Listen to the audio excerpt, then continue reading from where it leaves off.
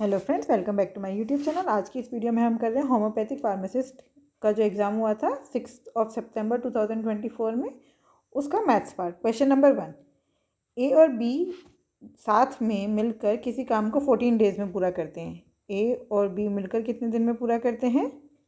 14 days में। और B उसी काम को अकेले करता है 42 डेज़ में। तो हम इनका एलसीएम ले लेते हैं। तो ये हो गया 42, 14 3 ज़ा 42, 42 1 ज़ा 42। इसका मतलब ए और बी मिलकर काम कर रहे हैं। एक दिन में कितना काम कर रहे हैं? 3 यूनिट। बी अकेला कितना कर रहा है? 1 यूनिट। इसका मतलब 3 में से 1 गया 2। 2 यूनिट जो काम है वो कौन कर रहा है? 2 यूनिट काम ए कर रहा है। तो उन्होंने हमसे यही पूछा, ए को अकेले उसी कार्य को करने में कितना समय लगेगा? तो बस 42 divided by 2, 21। 21 is the right answer. समझ आया? ए और बी जो है मिलकर किसी काम को 14 दिन में करे थे, बी उसी काम को 42 डेज में करे थे। एलसीएम हो गया 42। मतलब ये 42 क्या है? ये टोटल वर्क है। इसका मतलब ए और बी एक दिन में कर रहे हैं 3 यूनिट, बी कर रहा है 1 यूनिट। जब ए और बी मिलकर 3 यूनिट काम कर रहे हैं एक दिन में और बी सिर्फ एक दिन में 1 ही यूनिट काम कर पा रहा है, तो 3 - 1 अगर हम करेंगे तो हमें पता चल जाएगा ए कितना काम कर रहे हैं एक दिन में। ए एक दिन में 2 यूनिट काम कर पाता है, तो उसको टोटल कितना काम करना है? 42। 42 को 2 से डिवाइड कर देंगे तो पता चल जाएगा ए कितने दिनों में काम पूरा करेगा? 21 डेज में। क्वेश्चन नंबर 2 देखो, ये है 18 इंटू 18 इंटू 18। मतलब ये जो वैल्यू लिखी है इसका हमें ये x के बराबर है और x की वैल्यू बतानी है हमें। आप देखो, ये लिखा है 18 का क्यूब प्लस 24 का क्यूब प्लस 32 का क्यूब माइनस ये 54 क्या होता है? 3 इंटू 18 है ना। तो 3 इंटू 18 इंटू 24 इंटू 32 ये लिखा है।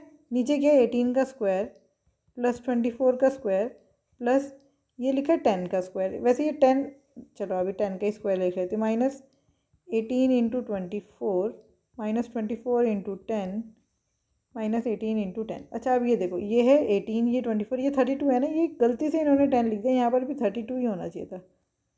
ठीक है, ये क्वेश्चन में गड़बड़ है, 32 ही होना चाहिए था।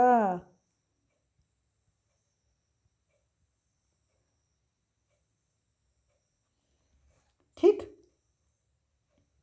तो अब अगर हम देखें तो ये हो गया, अगर मैं ले लूँ 18 को ए से रिप्रेजेंट कर दूँ, 24 को बी से और 32 को सी से, तो ये क्या हो गया?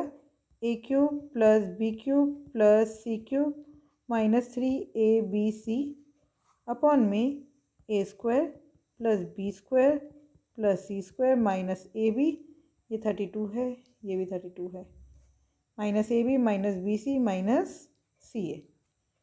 ठीक है, अब आपको पता होना चाहिए A cube plus B cube plus C cube minus 3ab की आइडेंटिटी क्या होती है। ये होता है A plus B plus C एक ब्रैकेट में, और दूसरे में होता है A square plus B square plus C square minus A B minus B C minus C A. ठीक है, ये है इसकी आइडेंटिटी। और नीचे तो हमें यही दिया, A square plus B square plus C square minus A B minus B C minus C ए।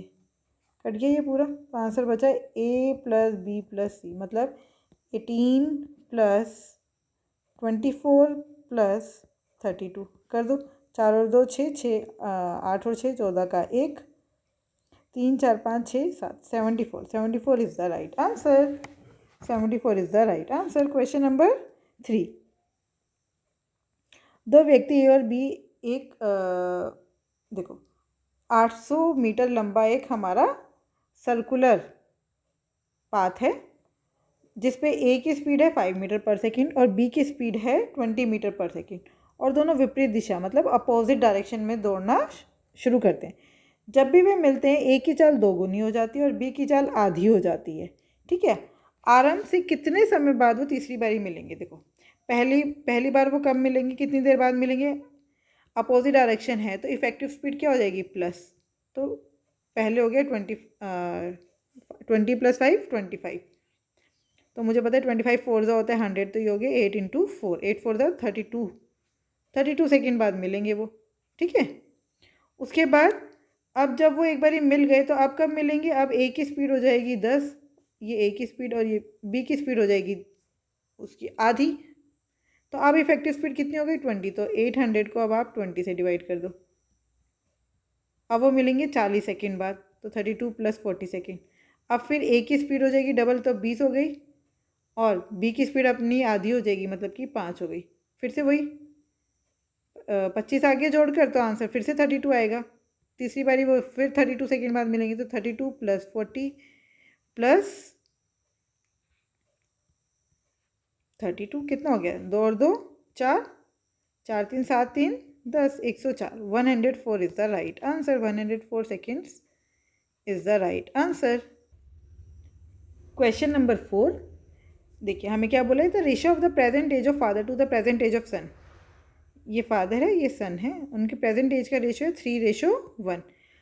अब से 8 साल बाद, कब 8 साल बाद उनकी जो एज है उसका रेशियो हो जाएगा 9:4। अच्छा आप एक बात बताओ, बेटे और सन की चाहे कितने ही साल बढ़ जाए, उनके बीच का गैप तो हमेशा ही बराबर रहेगा ना। यहाँ पे गैप है 2 का, यहाँ पे गैप है 5 का, तो हम पहले तो ये गैप बराबर करते हैं, इसको 5/5 से मल्टीप्लाई कर देते हैं और इसको 2/2 से। तो 5 3 15, 5 1 5, 9 2 18, 4 2 8। अब देखिए यहाँ पर भी गैप हो गया 10 का, यहाँ पर भी गैप हो गया 10 का, अब गैप बराबर हो गया, अब सही है। अब देखिए उन्होंने बोले 8 साल बाद, यहाँ पे तो कितने का गैप है, 15 से 18, 3 साल का ही गैप है ना। तो इसका मतलब जो 3 है, 3 किसको रिप्रेजेंट कर रहा है, 8 को। तो आपको निकालना है प्रेजेंट एज ऑफ फादर, तो 15 किसको रिप्रेजेंट करेगा, बस आपको ये बताना है 15 की वैल्यू क्या होगी। तो 8/3 इंटू में 15 है ना, 3 5 15, 8 5 40। इसका मतलब जो 15 है वो किसको क्या होगा, 40 होगा। 40 is the right answer. Question number 5. A person travels a certain distance in 6 hours at a speed of 9 km/h and some more distance in 8 hours at a speed of 4 km/h। देखो एक व्यक्ति है, पहले वो 9 किलोमीटर प्रति घंटा की चाल से 6 घंटे तक चलता है, फिर और चलता है 8 घंटा 4 किलोमीटर प्रति घंटा की चाल से। तो हमें एवरेज स्पीड निकालनी है। एवरेज स्पीड क्या होती है, टोटल डिस्टेंस अपॉन में total time taken. Average speed क्या होता है, टोटल डिस्टेंस अपॉन में टोटल टाइम टेकन। तो टोटल डिस्टेंस कितना हो गया, देखो डिस्टेंस होता है स्पीड इंटू टाइम। डिस्टेंस क्या होता है, स्पीड इंटू टाइम। पहले 9 6 54 किलोमीटर, फिर 8 4 32 किलोमीटर। तो टोटल डिस्टेंस कितना हो गया, 4 और 2 6, 5 3 8, 86। और टाइम कितना लगा है, पहले 6 घंटे, फिर 8 घंटे, 8 और 6 14, 2 7 2 4 8, 43। अब 7 से डिवाइड कर दो, 7 6 42, बचा 1, 6 1/7। 6 1/7 is the right answer. Question number 6, find the average of the first 99 even number. देखो जब भी ऐसे पूछा आपको average of first 99 even numbers, वो होता है n+1। क्या होता है एवरेज, n+1। तो यहाँ पे n कितना है, 99 + 1 कितना हो गया, 100। 100 इज़ द राइट आंसर। अच्छा अगर हमसे पूछा होता फर्स्ट 99 और नंबर, तो वो एवरेज होता है किसके बराबर, n के बराबर। एवरेज किसके बराबर होता है, n के बराबर, तब आंसर हो जाता 99। तो 100 इज़ द राइट आंसर। क्या आपको ये जानने की भी ज़रूरत है क्या, n+1 फॉर्मूले में कहाँ से आया। देखो कोई भी आप इवन नंबर लो, तो ये क्या होगा, पहले 1, फर्स्ट बोले ना, फर्स्ट स्टार्टिंग से स्टार्ट हो रहा है 1, सॉरी इवन नंबर ले रहे हैं ना, 2 4 6 8 ऐसे ही चलता जा रहा है लास्ट तक। समझ लो टोटल है 99 इवन नंबर्स ही हैं। कितने हैं टोटल, 99। आप इसमें से 2 कॉमन ले लोगे तो क्या बचेगा, 1 2 3 4 ऐसे लास्ट तक n तक, या 99 नहीं है तो n मान ले, n तक बचेंगे ना, n नंबर बचेंगे। अब सम ऑफ n नंबर्स क्या होता है, n इंटू n+1/2।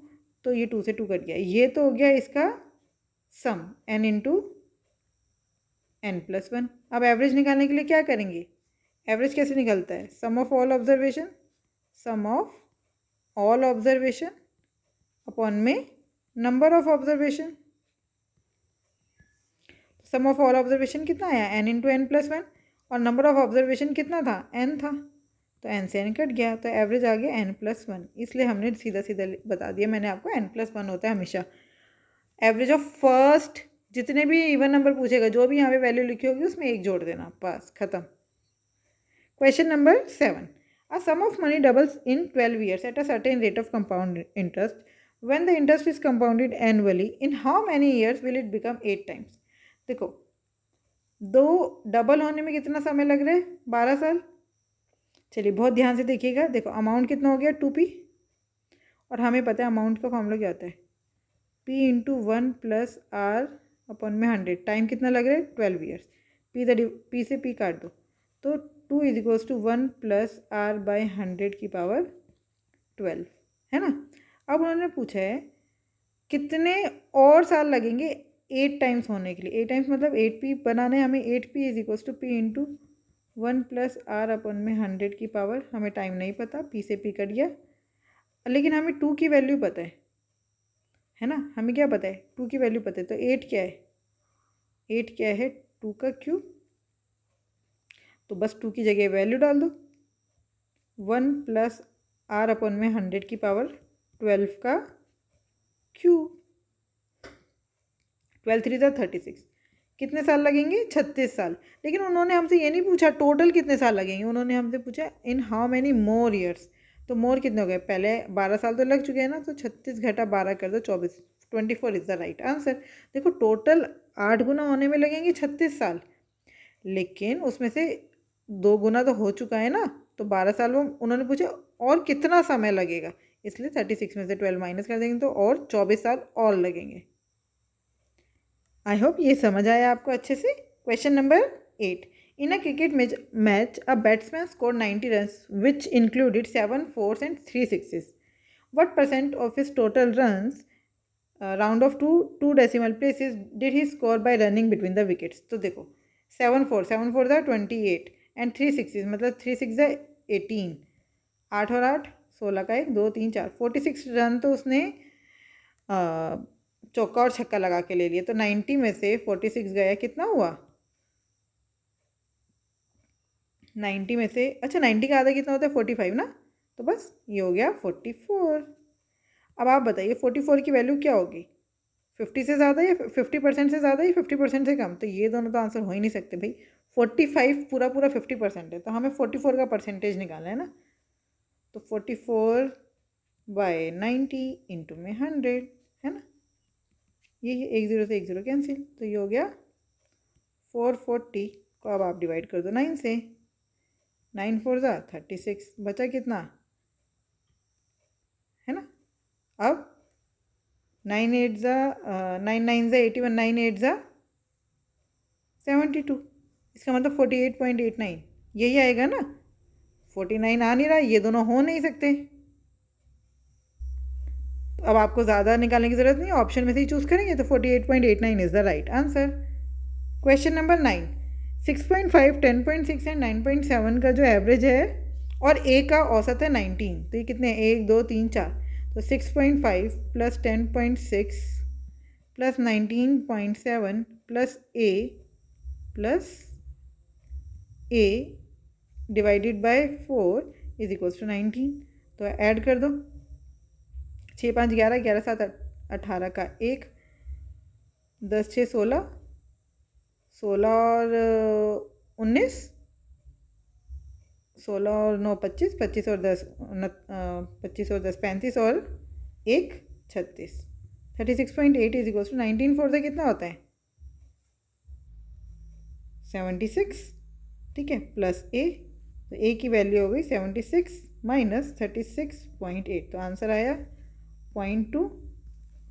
15 में से 6 गया 9 और 6 में से 3 के 39.2. 39.2 is the right answer. Question number 10 and last question of this video. Find the simple interest on rupees 900 at 3% monthly interest rate for 9 months. Monthly interest rate कितना है? 3%. तो 900 पर 3% मिल रहा है एक महीने में. तो टोटल कितने महीने में निकालना है हमें? 9 मंथ्स में. 2 0 से 2 0 कट गई. 9 9 जा 81. 81 3 ज़ा 3 1 ज़ा 3 8 3 ज़ा 24. 243 इज़ द राइट आंसर.